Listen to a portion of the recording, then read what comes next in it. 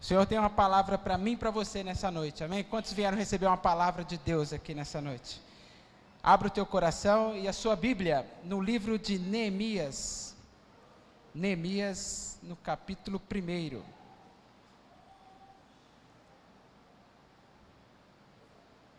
Neemias está lá antes dos Salmos, lá perto de Esdras, Neemias, Ester.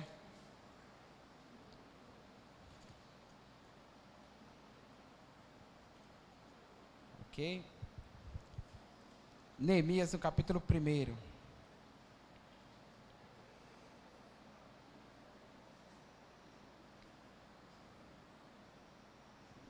Glória a Deus. Eu, buscando ao Senhor uma palavra para ministrar aos irmãos nessa noite, o Senhor me direcionou ao livro de Neemias.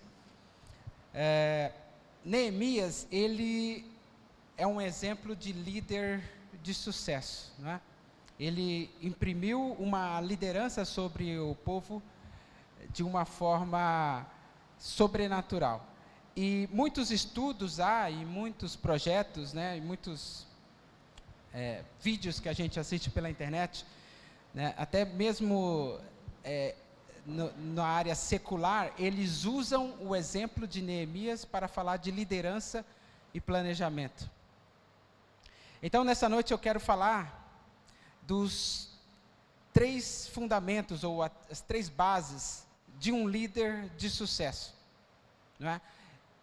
Não importa se você é líder na igreja, ou você é líder lá no seu trabalho, ou você é líder na sua casa, ou você não é líder em nenhum lugar, mas você foi chamado para liderar, nem que seja você mesmo, não é? Nós precisamos ser líderes de nós mesmos. Então essa palavra não é só para quem exerce aquela função denominada líder, né? O líder do louvor, líder da intercessão, líder do diaconato, né? Líder da empresa, o líder de uma obra, da escola, não. É para toda a igreja do Senhor, amém? Porque se nós não exercemos uma liderança sobre um grupo, ou uma célula, ou um determinado grupo de pessoas, nós exercemos liderança sobre nós mesmos, não é? Nós tomamos as nossas próprias atitudes, nós decidimos o que nós vamos fazer ou não fazer, então você é responsável pelas suas próprias atitudes, então você é líder de você mesmo. Então hoje nós vamos falar de 3 fundamentos básicos, né? Vamos ler primeiro alguns versículos aqui no capítulo 1, a partir do verso 1. As palavras de Neemias, filho de Acalias, no mês de Quisleu, no ano 20º, estando eu na cidade de Suzã, veio Hanani, um de meus irmãos, com alguns de Judá. Então lhes perguntei pelos judeus que escaparam e que não foram levados para o exílio, acerca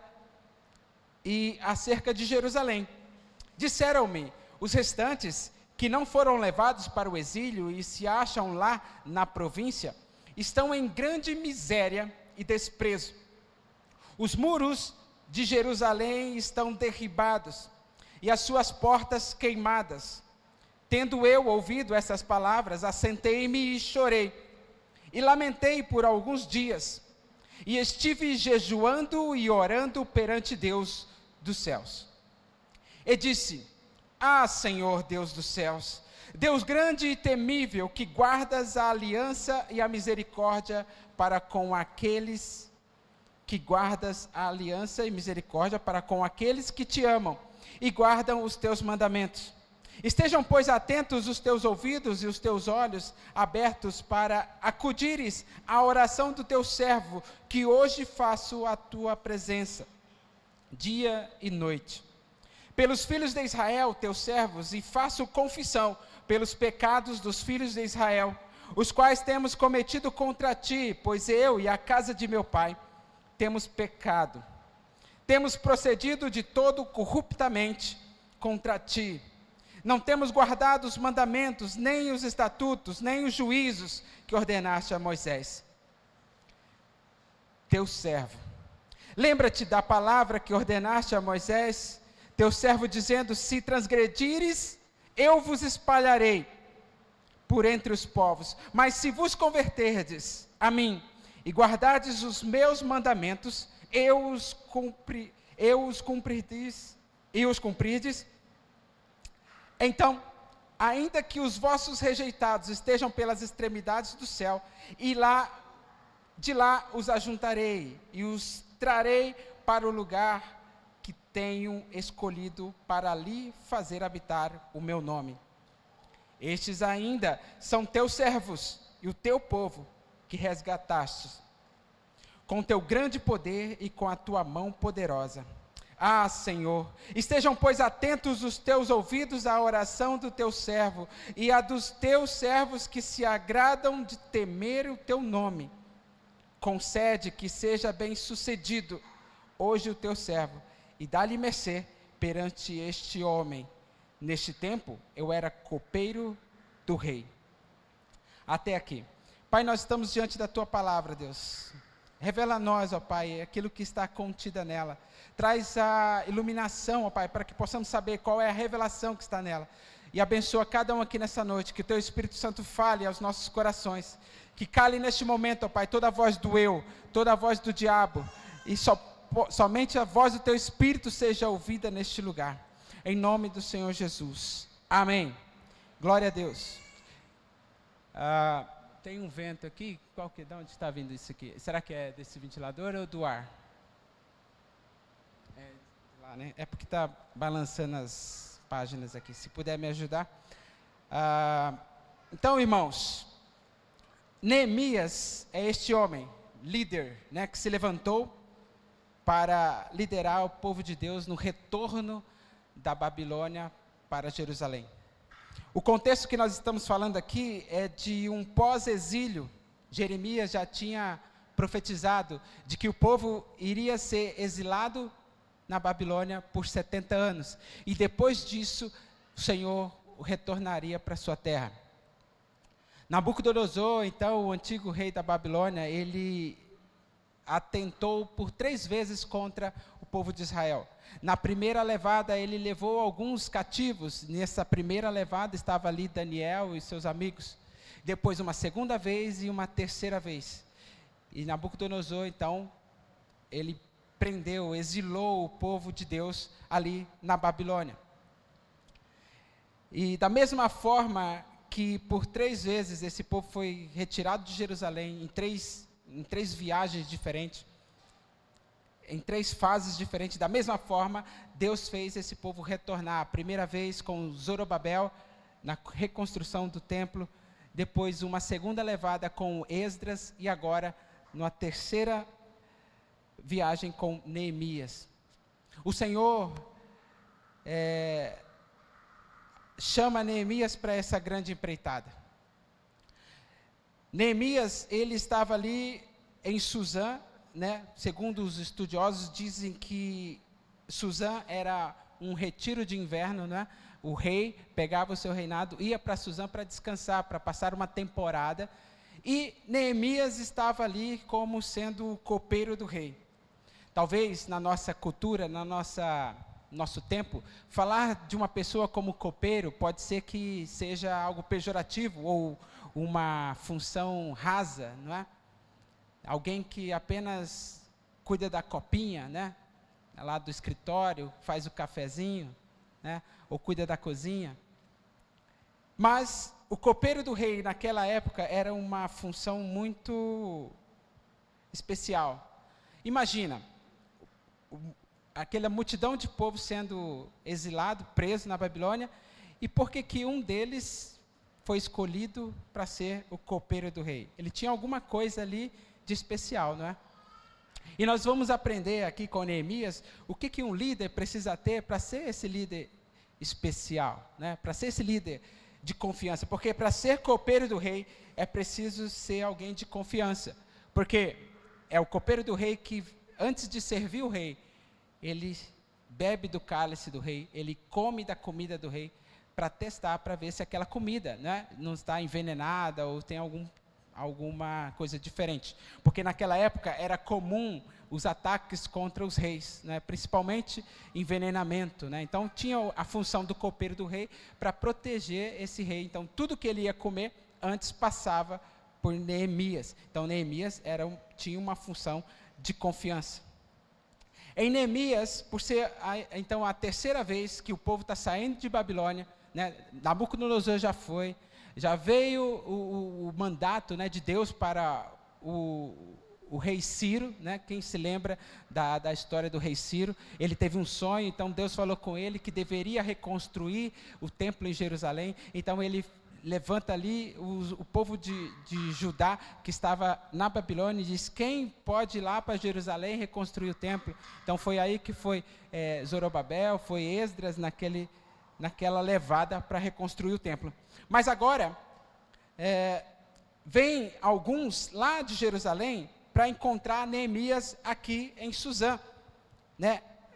Versículo 2, Hanani e um dos meus irmãos vieram com eles de Judá.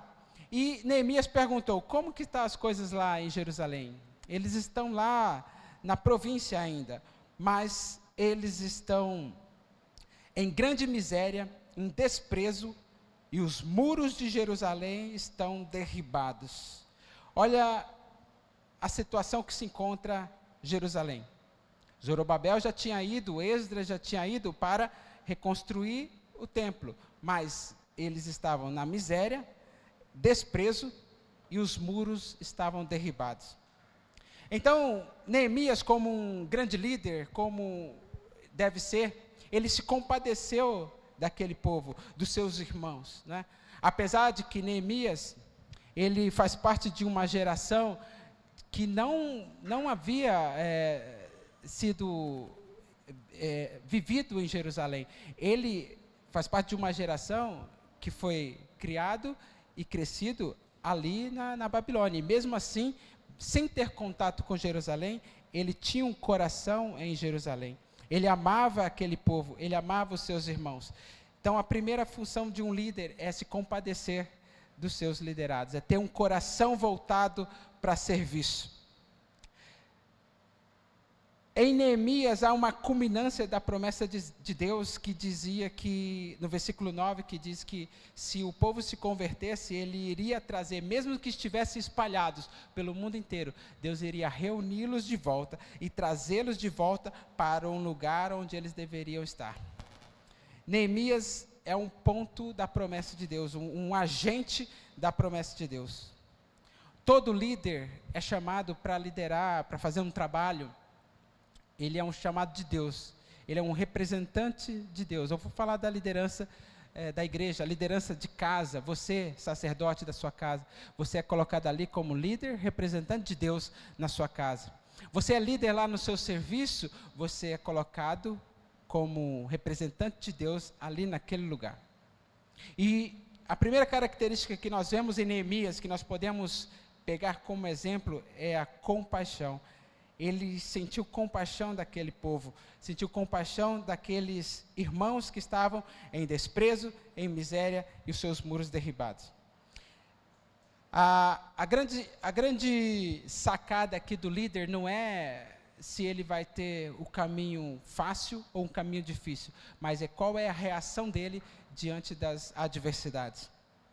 Todo o trabalho para qual nós somos chamados, seja para liderar um grupo, seja para liderar nossa casa, seja para cuidar da cozinha, cuidar do templo, seja qualquer trabalho que nós fomos chamados, ele não vai ser fácil, porque o próprio nome já diz, trabalho é trabalhoso, né? Então, se você é líder, você acha que vai assumir uma liderança para ter vida fácil, esquece.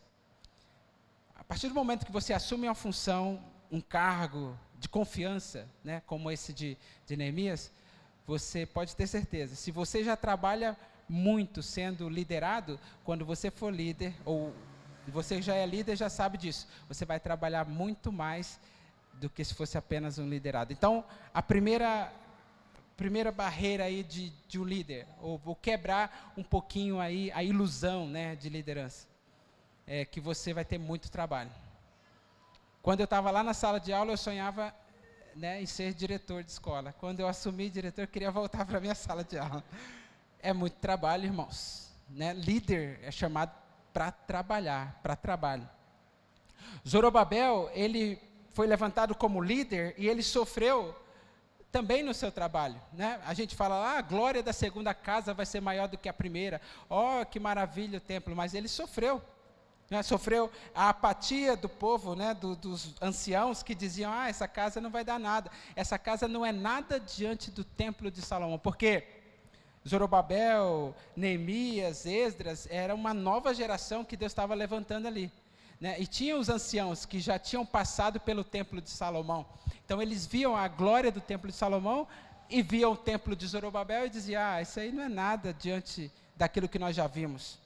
E Zorobabel sofreu com a apatia do povo. Né? Muitas vezes nós líderes, idealizamos uma coisa, temos o chamado de Deus, vamos lá fazer, e muitas vezes o liderado não acompanha, não vem junto com a gente. E aí qual é a reação do líder? Ou ele para de trabalhar, ele desanima, desiste do ministério.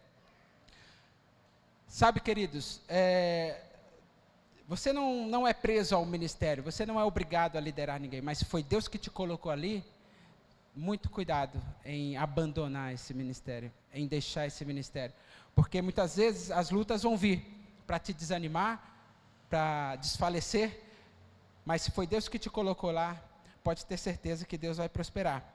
Zorobabel sofreu com a apatia do povo, que menosprezava o trabalho que eles tinham feito, o descontentamento dos anciãos. Esdras viu a obra do templo parar por causa das investidas dos adversários. Além do desânimo do próprio povo, tinha gente de fora atacando o povo em Jerusalém, dizendo, vocês não vão conseguir construir isso tudo não. Quem são vocês para tentar reerguer o templo de Deus? Não é?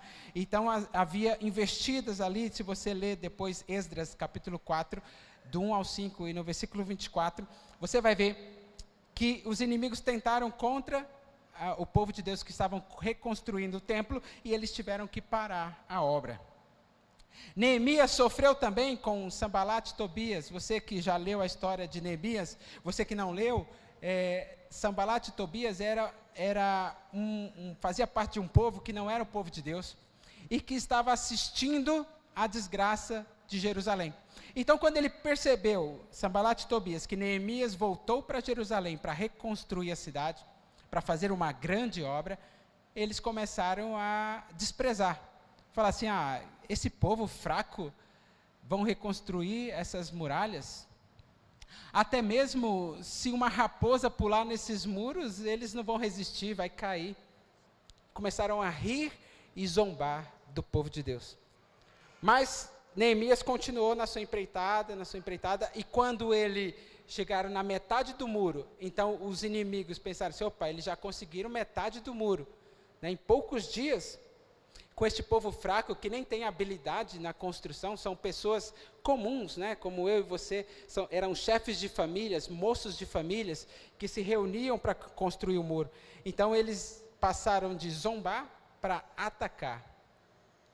E aí que entra a liderança de Neemias. Ele estabeleceu estratégias para o povo. Ele percebeu que Sanbalat e Tobias vinham para atacar Jerusalém. Então ele ordenou que os moços se dividissem em metade com espadas e metade construindo. A obra não poderia parar ali de novo. Eu imagino que Neemias fez isso porque ele ouviu a história de que a obra do templo parou por causa dos ataques dos inimigos. Não é? Então ele pensou assim, imagino eu, as minhas conjecturas, eu não vou deixar essa obra parar. Deus mandou fazer, eu vou fazer. Não vai parar.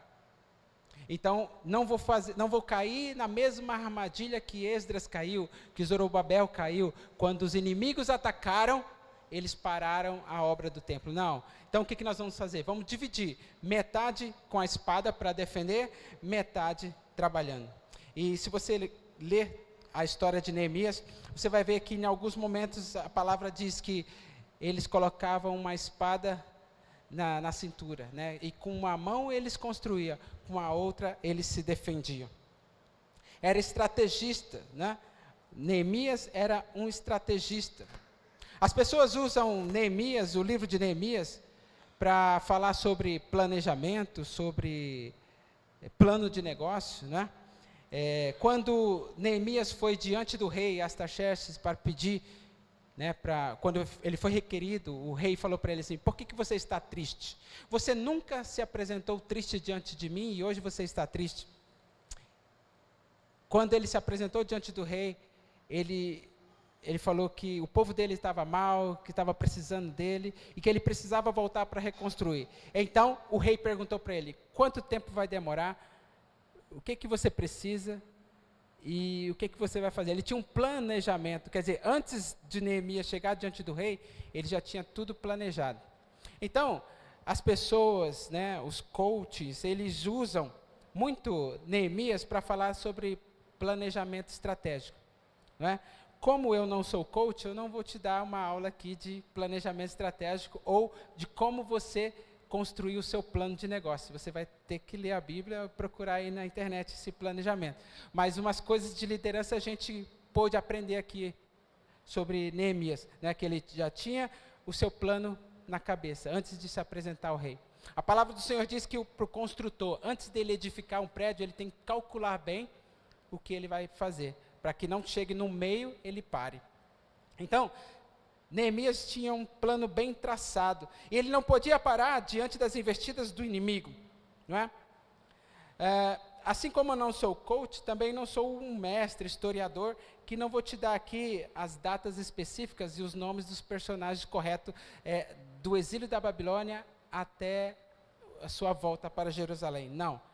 Eu vou ficar na minha área, que é evangelista, e vou falar para você na base espiritual, 3 bases de um líder que fez com que Neemias conquistasse seu objetivo, que fez com que Esdras conquistasse seu objetivo, que fez com que Zorobabel fosse escolhido por Deus para reconstruir o templo. Quais são essas 3 bases? Primeiro, líder, você, crente. Então, eu não vou te ensinar como montar o seu plano de negócio. E nem vou te dar uma aula de história bíblica, mas eu vou dizer para você, você tem que se converter. Primeira coisa do líder, precisa se converter. As circunstâncias vêm, as adversidades vêm, e qual é a sua reação? A primeira reação de Neemias ao ouvir que o povo estava na miséria, em desprezo, e os muros estavam derribados, era o quê? Sentar e chorar. Opa, já passei da primeira fase, porque é isso que a gente faz, não é? Quando as coisas estão difíceis, o que a gente faz? Senta e chora. Senta e lamenta. Ou pelo menos uma característica de líder eu tenho, né? Diante das adversidades, eu sento e choro. Isso é natural, é do homem, não é? Recebe uma notícia ruim, o que você faz? Você se abate, você fica triste, o semblante cai. Né? Recebe uma notícia de doença em casa, o que a gente faz? Fica triste, se abate. Só que Neemias, ele dá aqui para nós um exemplo de líder, de que nós não devemos parar ali no choro, nós temos que avançar um pouquinho mais. Ele sentou e chorou. E a palavra do Senhor diz aqui no versículo 4, que ele lamentou por alguns dias. Ele não ficou o tempo todo prostrado, não é? Quando vem uma notícia ruim para você, o que você faz? Senta e chora. E quanto tempo você fica nisso? Ou há quanto tempo você já está nisso? Há quanto tempo você ainda está chorando e lamentando? Neemias lamentou alguns dias e ficou jejuando e orando perante o Senhor Deus dos céus. Então, os 3 fundamentos aqui, primeiro fundamento, jejuar. Ele não apenas chorou, sentou e chorou, ele jejuou e orou aos deuses dos céus. Jejuar e orar. Versículo 6. Ele começa a orar e diz assim: estejam, pois, atentos teus ouvidos, teus olhos abertos, para acudires à oração do teu servo, que hoje faço em tua presença de noite pelos filhos de Israel, teus servos, e faço confissão pelos pecados dos filhos de Israel. Terceiro pilar, ele confessa pecados, os deles e dos filhos de Israel. Então, nós vamos falar sobre esses 3 pilares aqui de um líder de sucesso: o jejum, a oração e a confissão de pecados. Até aqui, nós vemos um panorama, né, uma história, aí, só para situar quem ainda não tinha conhecimento da história de Neemias. Nós falamos que o povo de Deus foi exilado na Babilônia por 70 anos e agora está retornando. Quando ele retorna para Jerusalém, os seus muros estão derribados, eles estão em miséria, estão em desprezo. Esse é o ambiente do líder Neemias. Esse é o ambiente em que Neemias vai exercer a sua liderança. Então, líder, muitas vezes você vai assumir um cargo, você vai assumir uma posição, e a situação que está ali não é tão boa assim. A situação não é daquelas 1000 maravilhas, você vai ter que assumir, porque foi Deus que te chamou para isso. E tenha certeza, não se preocupe, se Deus te chamou, Ele vai te capacitar, Ele vai suprir. Porque quando ele esteve diante do rei, nós conhecemos a história, não é qualquer pessoa que entra diante do rei. Quando ele esteve diante do rei, o rei falou para ele: o que você precisa? Ele precisou de madeiras, precisou de cartas, precisou de liberação, precisou de cavalos, de carros, de tudo. E o rei disse para ele: vai, pega tudo que você precisa para fazer. Ou seja, quando Deus te dá um chamado, quando Deus te dá uma missão, Ele já preparou todas as coisas. Não se preocupe, Ele já preparou todas as coisas. Não importa quão difícil é o seu trabalho, Deus já preparou todas as coisas. Agora, esse líder, muito mais do que estratégia, muito mais do que planejamento, muito mais do que o auxílio do rei, muito mais do que recursos financeiros, muito mais do que network, ele precisa de bases, de fundamentos. Porque não adianta conquistar muitas coisas e perder a sua alma aqui dentro. Então eu quero fechar esse funil, né? Nós já falamos de tantas coisas, agora vamos fechar o funil e falar da base, do líder. Né? O que ele precisa antes de conquistar, antes de prosperar, antes de ter um planejamento? Ele precisa de uma base, uma estrutura sólida em Deus. Quando Neemias recebeu a notícia ruim, a notícia trágica, ele tinha a quem recorrer. Ele conhecia o Deus dos céus. Ele lamentou alguns dias e depois ele jejuou e orou perante Deus dos céus. E durante a oração, ele confessou pecados. Se você perceber, no finalzinho, no verso 11 que nós lemos, ele termina a oração dizendo assim, ó: concede que seja bem-sucedido hoje o teu servo, e dá-lhe mercê perante este homem. De que homem que ele está falando? E aí ele dá uma dica aqui, né? Neste tempo eu era copeiro do rei. Ele encerra a oração. Eu imagino aqui que já tinha passado alguns dias. Ele já estava lamentando, já estava chorando, já estava orando, já estava jejuando. Chegou na fase de confessar pecados e agora ele vai para diante do rei. Então ele fala: Deus, é o Senhor que vai me dar o sucesso diante do rei.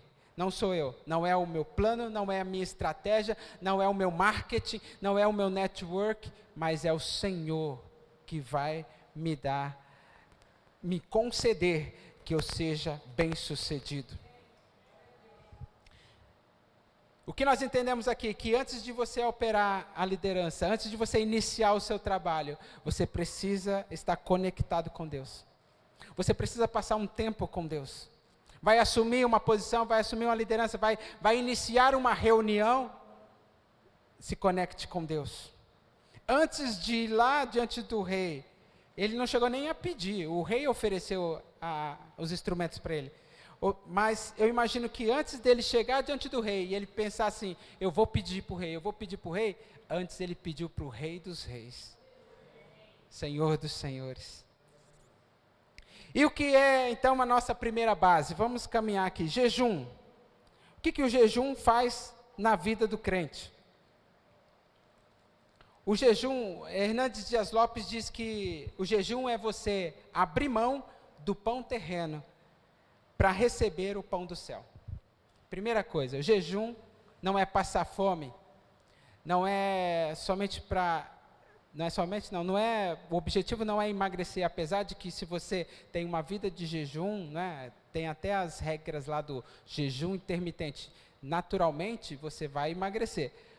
E tem aqui ainda uns benefícios do jejum para o corpo físico, mas nós estamos falando aqui do jejum com propósito espiritual. Hernandes Dias Lopes diz que você abre mão do pão natural para receber o pão do céu. Você se conecta no mundo espiritual quando você subjuga o seu corpo e a sua alma.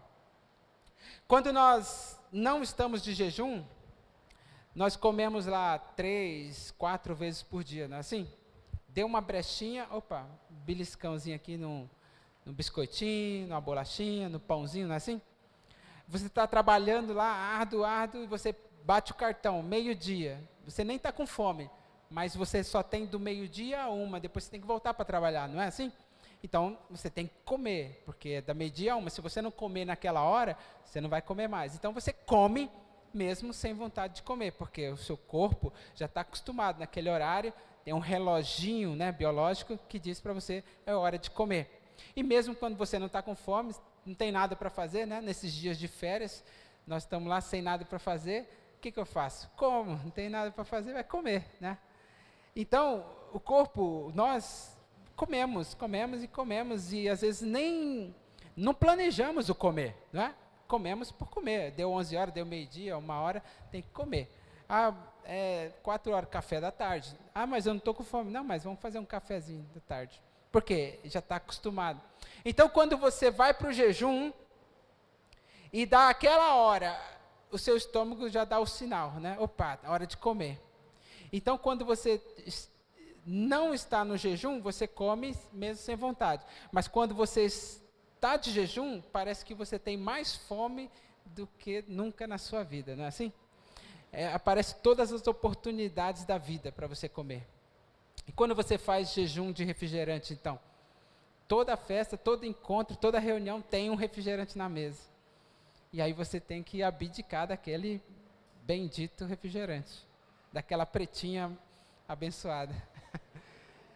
Porque quando você está de jejum, o seu corpo fala assim, o que está acontecendo? Hoje ele não deu uma beliscada, não comeu uma fruta, não comeu um doce, e já passou do meio-dia, eu vou começar a movimentar, e começa a movimentar. E é aí que é a graça e o objetivo do jejum. Porque quando ele te lembra que você tem que comer, você lembra que você está no propósito.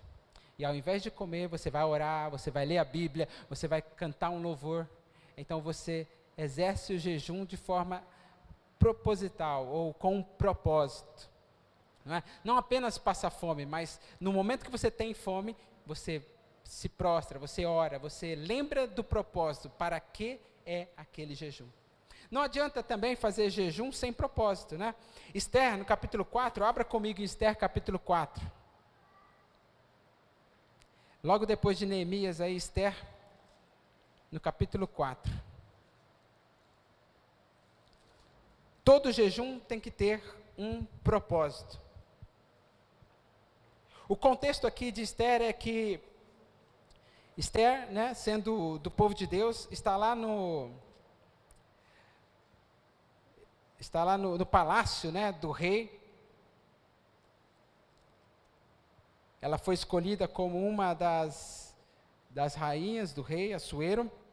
E Mordecai, seu tio, está do lado de fora, está ouvindo as notícias do reino, né? Na rádio peão, né? Mordecai está ligadão na rádio peão lá. E Esther está de boa no palácio, está tranquilo e calma no palácio, né? E o Mordecai ouviu falar de que tinha um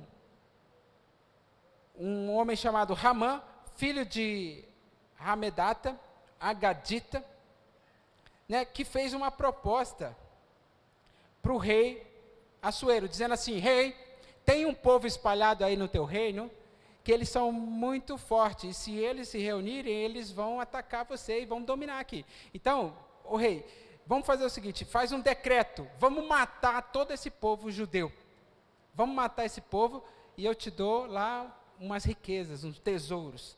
cerca de 10, aqui a palavra diz, tem um valor aqui, é muito dinheiro que ele ofereceu pela cabeça do povo judeu.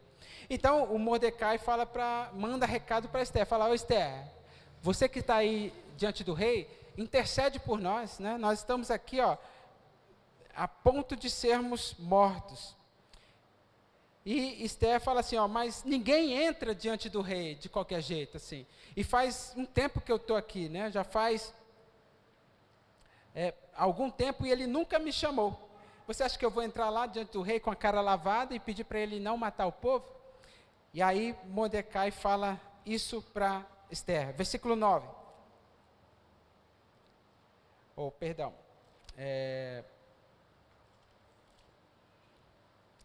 Capítulo 4, versículo 14.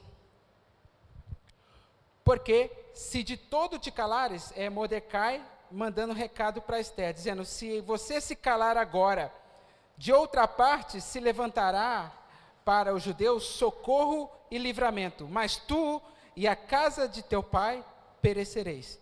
E quem sabe se para conjuntura como esta é que foste levada a rainha. Em outra tradução diz: quem sabe que se é para este propósito, porque você foi levantado rainha. Um líder, ele é levantado com um propósito. Esther era líder ali, como rainha, ela foi levantada como um propósito. Versículo 15. Então disse Esther, que respondesse a Mordecai: vai, ajunta a todos os judeus que se acharem em Suzã, e jejuai por mim, e não comais, nem bebais, por 3 dias, nem de noite, nem de dia. Eu e as minhas servas também jejuaremos. Depois irei ter com o rei, ainda que é contra a lei, se perecer, pereci. Veja, então o jejum tem que ter um propósito. Qual que era o propósito do jejum aqui? Esther proclamou um jejum diante do povo, dizendo assim: fala para todo o povo de judeu para jejuar, e eu e as minhas servas também jejuaremos. Mas com qual propósito? De interceder diante do rei para salvar o povo. Tem que ter um propósito. Qual é o propósito da sua vida? Qual é o propósito do teu ministério? Qual o propósito da tua casa? Você já sentou com a sua esposa, já orou, já planejou o 2024? Já estabeleceu metas para 2024?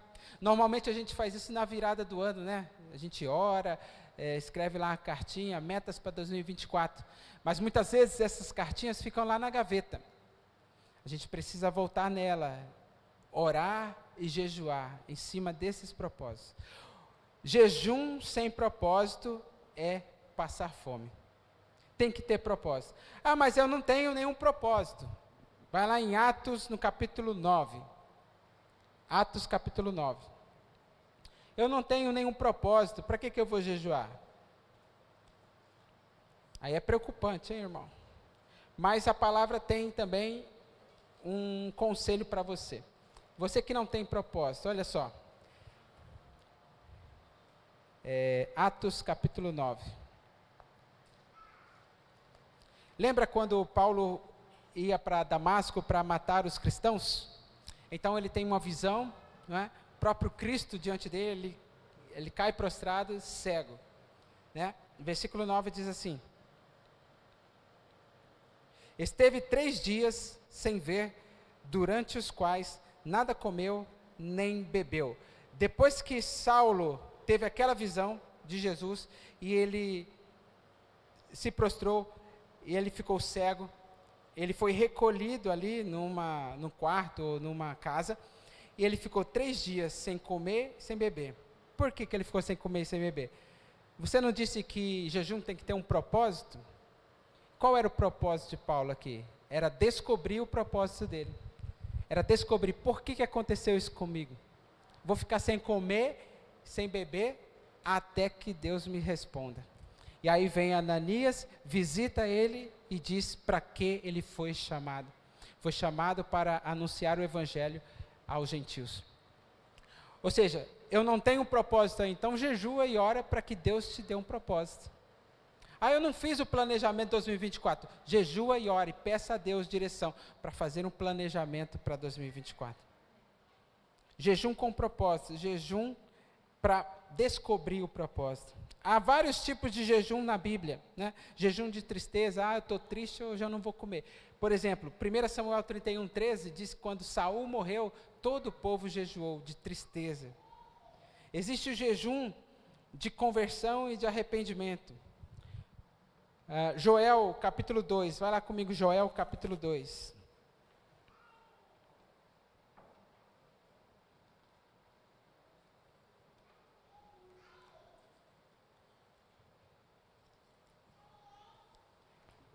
Joel capítulo 2, versículo 12.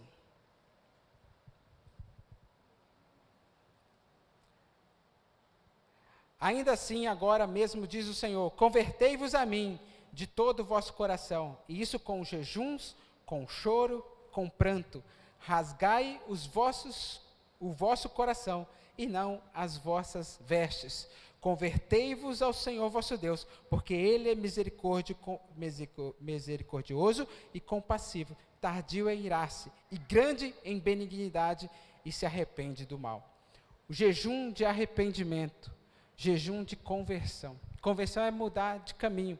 Aqui, Joel estava diante de uma situação também muito quase parecida com aquela de Neemias. Aqui, os gafanhotos haviam atacado a lavoura, eles estavam também na miséria, estavam sofrendo o desprezo. E a palavra veio ao profeta Joel dizendo, convertei-vos ao Senhor. Né? Naquela situação difícil, jejue ao Senhor. Jejum para conversão e arrependimento. Jonas, quando pregou lá em Nínive, o que aconteceu? Todos da cidade jejuaram em forma de arrependimento. Quando ele reconhece que há um erro, que há um pecado, eles jejuaram e Deus salvou toda aquela cidade. Existem vários tipos de jejum na Bíblia, né? E o jejum, ele é intimamente ligado à oração. Jejum sem oração também não é jejum. Então, se você propõe um jejum a Deus, um propósito, você precisa orar em cima daquele propósito. Muita gente, né, muitos de nós, né, me incluo, às vezes faz um propósito de jejum, fica sem comer o dia inteiro, trabalha, rala, faz tudo que tem que fazer, mas não ora, nem lê a Bíblia e nem pensa naquele propósito que fez. Então, é um jejum vazio, um jejum que não tem resultado. Agora, um jejum que é jejum com propósito, ele é regado de oração. Hernandes Dias Lopes diz que a oração não tem poder em si, mas ela move a mão daquele que tem todo o poder. Não é a oração que tem o poder, mas a oração que move a mão daquele que tem todo o poder.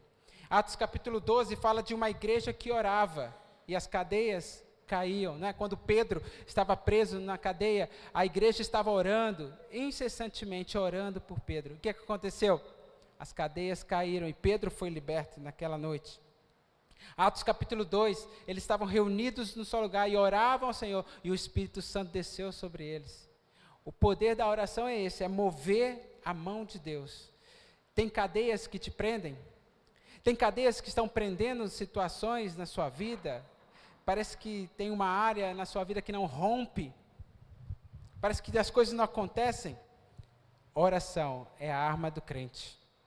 A palavra do Senhor diz que as armas da nossa milícia não são carnais, mas são espirituais. Ou seja, a oração é uma arma espiritual. A oração somada ao jejum é uma arma poderosa. É uma bomba na mão do crente para explodir o inferno. Lembra do texto que eu li no começo? Você falou para o seu irmão, nada vai te resistir.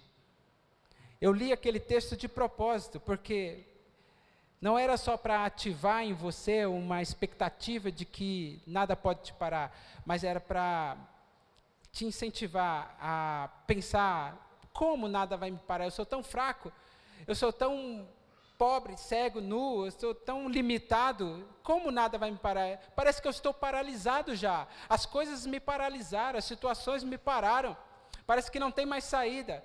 E aqui eu estou te dando a receita, jejum e oração. Mateus capítulo 17, versículo 21. Vai comigo em Mateus 17, versículo 21.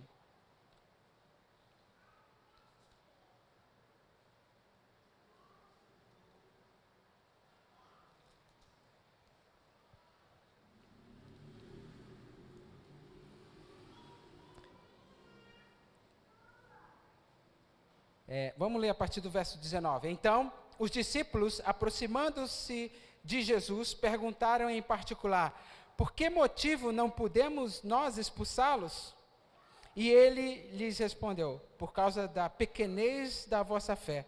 Pois em verdade vos digo que se tiverdes fé, como um grão de mostarda, direis a este monte: passa daqui para colar, e ele passará. Nada vos será impossível. Mas esta casta não se expele senão por meio da oração e jejum. A oração e jejum vai fortalecer a sua fé. Aqueles homens andavam com Jesus, viam os milagres de Jesus. Aqueles homens deixaram suas vidas para seguir Jesus. Quem é mais crente que aqueles apóstolos? O homem que está trabalhando lá tem uma empresa de pesca e de repente ele joga a rede para lá e começa a seguir o mestre. Ele abandona o seu empreendimento para seguir o mestre. Que mais fé que é essa que pode ter? Mas chegou no momento da vida deles, no momento em que chegou para eles um jovem endemoniado, um jovem possesso. Eles não conseguiram expulsar aquele demônio. Então foi uma lição que Jesus ensinou para ele. Por mais que você venha à igreja, por mais que você ande, né, com os cristãos, por mais que você tenha uma carteirinha de membro, por mais que você participe de todos os cultos, se você não tem jejum e oração, a sua fé é pequena. Você não vai ter poder diante de algumas castas de demônio. Talvez a sua fé vai valer para você sair de uma situação aqui e de outra ali, mas vai ter momentos que só jejum e oração vai resolver na nossa casa. Nós tivemos muitas vitórias lá em casa por causa do jejum e da oração. Quando eu era mais crente, uns anos atrás, agora eu estou meia boca, mas quando eu era mais crente lá atrás, o que eu fazia? Eu falava: Deus, esse negócio de jejum e oração é poderoso, né? Então eu vou fazer um propósito com Deus. Eu fazia assim: de segunda-feira eu não tomava café, eu almoçava e jantava. Aí na segunda eu não jantava. Aí na terça eu tomava café, não almoçava e jantava. Aí na outra semana eu tirava uma das refeições. Todo dia eu tirava uma refeição. Eu chegava no sábado, eu tirava as 3 refeições. As 2, e ia só comer de noite ou depois das 18 horas. E foi um tempo de renovo, né, de graça, de intimidade, de experimentar o poder de Deus. Então eu incentivo os irmãos, e isso serve para mim também. Quando eu estava ali, eu vou confessar para os irmãos que quando eu peguei o texto de Neemias, eu queria falar sobre liderança, eu queria falar sobre estratégia, eu queria falar sobre planejamento, eu queria falar sobre ter sucesso na vida. Mas quando Deus me mostrou que a base de Neemias não era o planejamento, não era a guerra contra o inimigo na mão, não era a divisão dos moços lá no muro, que a base de Neemias era oração, jejum e arrependimento, veio como uma flecha no meu coração, dizendo assim: você precisa de oração, jejum e arrependimento. E a minha oração aqui nessa noite é que, através dessa palavra, o Espírito Santo de Deus possa gerar em cada um de nós esse sentimento de necessidade, de fome. Aqueles que têm fome e sede de justiça serão fartos. Essa fome por Deus, essa fome de querer tanto o pão do céu e de que nós abramos mão do pão da terra. Jejum e oração vai mudar as nossas vidas. Parece que não está acontecendo nada. Eu estou frequentando a igreja, eu sou membro já há muito tempo e nada dá certo na minha vida. Jejum e oração vai mudar o rumo da sua vida. Jejum e oração vai mudar o rumo da minha vida. Eu preciso de jejum e oração na minha vida. A oração é poderosa porque é um momento em que nós falamos com Deus e nós estamos abertos para ouvir Deus falar. A oração individual é muito importante, nossa, como crentes, né? Precisamos dessa oração individual, mas tem a oração coletiva da igreja. É na oração coletiva que Deus vai dar direções para a igreja do Senhor. Atos capítulo 13, quando o povo estava reunido ali, né, os discípulos estavam reunidos, todos orando dentro do templo, o Espírito Santo desceu ali naquele lugar e falou para separar Barnabé e Saulo para a obra que tinha. Ou seja, missionários, missões, ministérios são dados dentro de um ambiente de oração. Trabalhos, objetivos, propósitos, direcionamentos são dados em ambiente de oração. Muitas vezes nós estamos no automático, né? E queremos fazer com as nossas próprias forças, e esquecemos de receber de Deus uma direção. Nós só vamos receber a direção de Deus se nós pararmos para orar, para jejuar. A oração sincera leva-nos à confissão de pecados. Volta comigo lá em Neemias. A oração sincera, né? Se você já jejua, você ora, então é inevitável a confissão de pecados. Neemias capítulo 1, versículo 6. Veja que Neemias está no meio da oração, e ele está falando assim: estejam, pois, atentos os teus ouvidos, os teus olhos abertos para acudires à oração do teu servo. Ele está pedindo, ele está clamando. E que hoje faço na tua presença, dia e noite. Ele está orando dia e noite, dia e noite. E de repente ele fala: faço confissão pelos meus pecados. Ele entende que o pecado é separação entre o homem e Deus. Não adianta eu jejuar, não adianta eu orar, não adianta eu frequentar todos os cultos, não adianta eu ser tudo certinho e chegar nessa hora esconder pecados. Numa oração sincera, se você verdadeiramente rasgar o seu coração para Deus, você vai se aproximar tanto de Deus com jejum e oração, que vai ser impossível esconder pecados. Neemias percebeu então que era necessário confessar, e ele disse: faço confissão pelos pecados dos filhos de Israel, os quais temos cometido contra ti. Veja, temos, primeira pessoa do plural, ele se inclui nesses pecados. Ele era copeiro do rei, ele estava num retiro de inverno em Suzã, ele não precisava se preocupar com o povo, mas ele teve compaixão do povo, ele se colocou no meio do povo, e ele assumiu os pecados do povo. Ele disse assim: a casa de meu pai, nós temos pecado contra ti, temos procedido de todo corruptamente contra ti, não temos guardado o teu mandamento, nem os estatutos, nem os juízos que ordenaste a Moisés, teu servo. Ele deu nome para os pecados dele. Sabe, a confissão não é aquela confissão assim: ah, Deus, se eu pequei contra o Senhor, me perdoa. Sabe aquela oração de 2 minutos antes da ceia? Ah, o copo está chegando, Deus me perdoa. Se eu pequei alguma coisa contra o Senhor essa semana, me perdoa. Não é assim, não. Essa oração instantânea. Me perdoa que o copo está chegando, deixa eu tomar a ceia aqui. Não, não é assim não. Joel nos ensina que tem que ter choro, pranto, rasgar o coração. Isso é uma oração de arrependimento, isso é oração de confissão de pecados. Neemias deu nome aos pecados. Ele falou: transgredi os mandamentos, aqueles que você deu para Moisés. A casa de meu pai tem agido corruptamente. Nós precisamos de um tempo com Deus para confessar pecados, dar nomes para eles. Sabe, quando nós damos nomes para os pecados, eles saem correndo de nós, não voltam nunca mais, porque o sangue de Cristo nos purifica, nos perdoa de todo pecado. 1 João capítulo 9 diz: se nós confessarmos os nossos pecados, Ele é fiel e justo para nos perdoar. Sabe aquele versículo que diz que Deus pega os nossos pecados e joga nas profundezas do mar? No mar do esquecimento? É quando nós damos um nome para esse pecado. Então Deus pega aquele pecado e tira de nós. O pecado já não tem mais poder sobre aquele que confessa. Abra comigo em Salmo 32, nós vamos encerrar com esses versículos. No Salmo 32.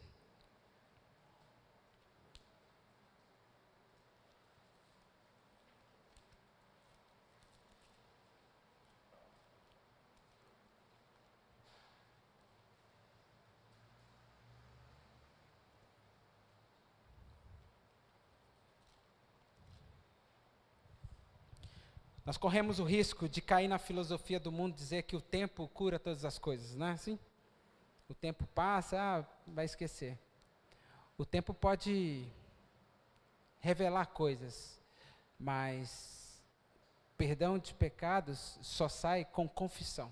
Só é perdoado aquele que confessa. Não adianta a gente deixar passar o tempo, jogar uma cobertura por cima e dizer, o tempo vai curar, o tempo vai perdoar. Não. O perdão de pecados é só quando nós abrimos a boca e confessamos. Salmo 32 diz assim: bendito ou bem-aventurado aquele cuja iniquidade é perdoada, cujo pecado é coberto. A única cobertura que nós temos que jogar sobre o pecado é o sangue de Cristo, nenhuma outra mais. Bendito é aquele cujo pecado é coberto. Bem-aventurado o homem a quem o Senhor não atribui iniquidade, e em cujo espírito não há dolo. Enquanto calei os meus pecados, envelheceram os meus ossos, pelos meus constantes gemidos todo dia. Quando nós não confessamos pecados, a palavra do Senhor usa aqui uma figura dos ossos sendo envelhecidos. Você já ouviu falar da osteoporose? Você já ouviu falar daquela doença raquítico, que fala raquitismo? É mais ou menos isso. Quando nós não confessamos, os ossos envelhecem dentro de nós. Espiritualmente nós ficamos fracos. Espiritualmente nós vamos morrendo dentro de nós. Versículo 4. Por quê? Porque a tua mão pesava dia e noite sobre mim, e o meu vigor se tornou em sequidão de estio. Versículo 5. Então confessei-te o meu pecado, e a minha iniquidade não mais ocultei. Disse: confessarei ao Senhor as minhas transgressões, e tu perdoastes a iniquidade do meu pecado. Sendo assim, todo homem piedoso te fará súplica em tempo de poder encontrar-te. Aleluia. Com efeito, quando transbordarem muitas águas, não o atingirão. A promessa de Deus para quem confessa pecados. A promessa de Deus, porque depois que o salmista confessou o pecado no versículo 5, ele diz: então assim, sendo assim, já que eu confessei o pecado agora, todo homem piedoso te fará súplica. Ou seja, é um ciclo, né? Confesso o pecado, eu oro, jejuo, oro, confesso o pecado. Depois que ele confessou o pecado, então ele começou a suplicar ao Senhor, e aí então ele encontrou o Senhor. Enquanto nós não confessamos, enquanto nós escondemos, os céus são cerrados, são como os céus de bronze sobre a nossa cabeça. Mas depois que nós confessamos, os céus se abrem, nós podemos encontrá-lo. E quando vier as muitas águas, elas não nos atingirão. Essa é a promessa de Deus para a minha e para a sua vida. Fique em pé no seu lugar, nós vamos orar.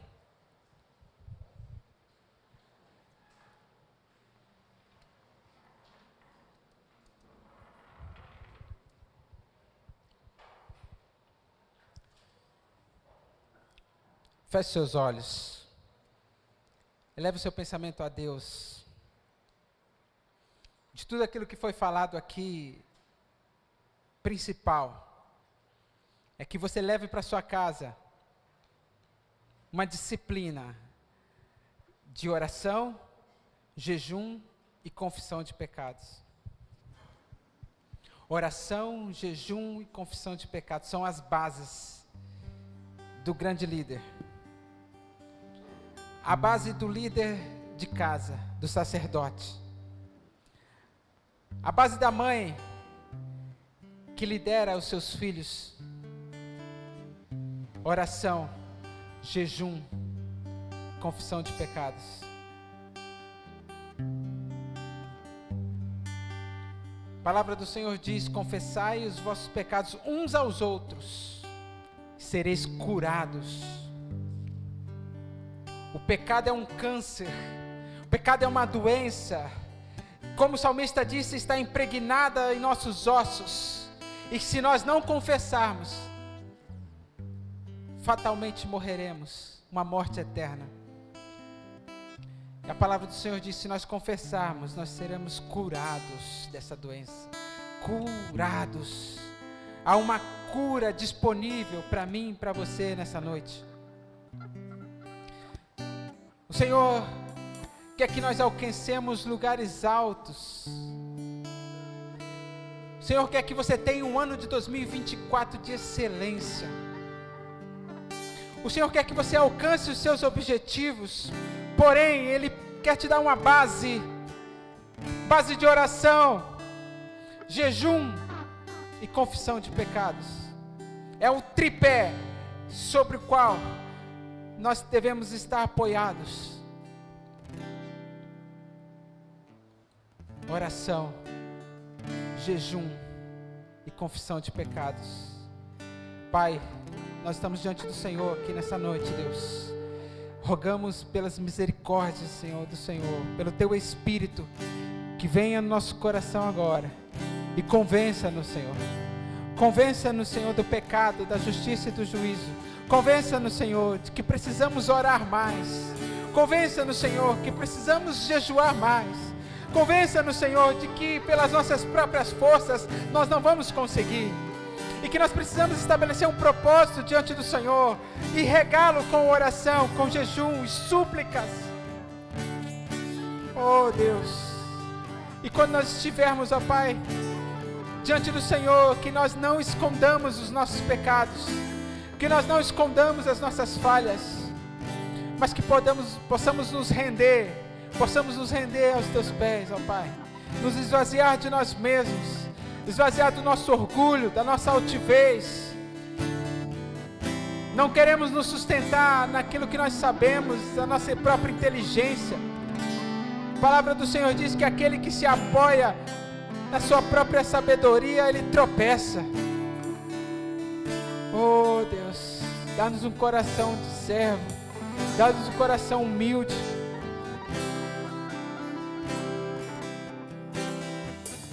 Dá-nos um coração de líder, mas um líder que tem uma base, líder de oração. Eu oro, ó Pai, e apresento cada líder aqui nessa noite, ó Pai, desta casa, da Igreja do Nazareno do Campos Elíseos, líder dos ministérios. Pai, em nome de Jesus, que essa palavra possa tocar os seus corações, que nós possamos transformar, ó Pai, a liderança ministerial desta casa, uma liderança de oração, uma liderança que pratica o jejum, uma liderança que confessa os seus pecados uns aos outros, uma liderança curada, sarada, Deus, em nome de Jesus. Levanta aqui, Senhor, nesta noite, uma liderança forte, corajosa, uma liderança, Pai, submetida ao Teu Espírito, ó Deus, que vai levar para a sua vida, ó Pai, esta palavra, esse tripé que é a oração, o jejum e a confissão de pecados. Ó Pai, eu oro pelos sacerdotes do lar, ó Pai, os homens, os pais, ó Pai, maridos, ó Pai, dá a eles um coração quebrantado, dá a eles, ó Pai, um coração contrito na Tua presença, que oferta que Tu não rejeita. Ó Pai, dá a eles, ó Pai, um compromisso de oração com seus filhos, um compromisso de oração com a sua esposa, um compromisso de oração contigo, Deus. Dá a eles, ó Pai, um propósito de vida, ó Pai, que eles possam levar a sua casa a lugares altos na Tua presença. Ó Pai, eu oro pelas mulheres dessa casa, Deus, que estabelecem, ó Pai, liderança sobre seus filhos, ó Pai, sobre a sua casa, Pai. Ó Deus, dá a elas, ó Pai, um espírito quebrantado e contrito, um coração quebrantado, Deus. Dá a elas um propósito, ó Pai, de oração, de jejum, ó Pai, banhado pela confissão de pecados, ó Deus. Em nome do Senhor Jesus, Espírito Santo de Deus, vem nesse lugar. Ó Pai, não permita, Pai, que os pássaros venham roubar a semente. Quebranta corações nessa noite, ó Pai. Possamos sair daqui, ó Pai, com um propósito definido de que nós vamos confessar, que nós vamos orar, que vamos jejuar e não vamos esconder mais nada, Deus. Em nome do Senhor Jesus, purifica a Tua igreja, santifica a Tua igreja, Pai, nesta noite, em nome de Jesus, pela Tua palavra. A palavra do Senhor diz que a Tua palavra purifica, a Tua palavra lava. Então que esta palavra possa nos purificar nessa noite, nos lavar nessa noite, Pai. Em nome do Senhor Jesus. Em nome de Jesus. Aleluia. Confesso a Ti, Senhor, que fraco eu sou, tão fraco eu sou, mas forte tu és. Eu venho a ti, Senhor, sem nada pra dar, só quero pedir, vem, ajuda-me, ó Deus.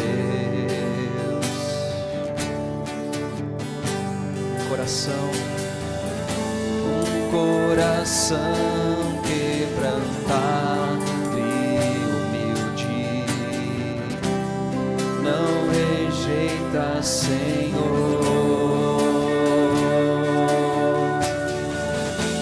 Estenda a mim tua graça, deixe teu amor fluir, com misericórdia nós clamamos. Vai chover perdão e graça sobre mim, perdão e graça, e lava-me, Senhor, pois hoje eu preciso do teu amor. Vai chover perdão e graça sobre mim, perdão e graça, e lava-me, Senhor, pois hoje eu preciso do teu amor. Um coração quebrantado e humilde, não rejeita, Senhor.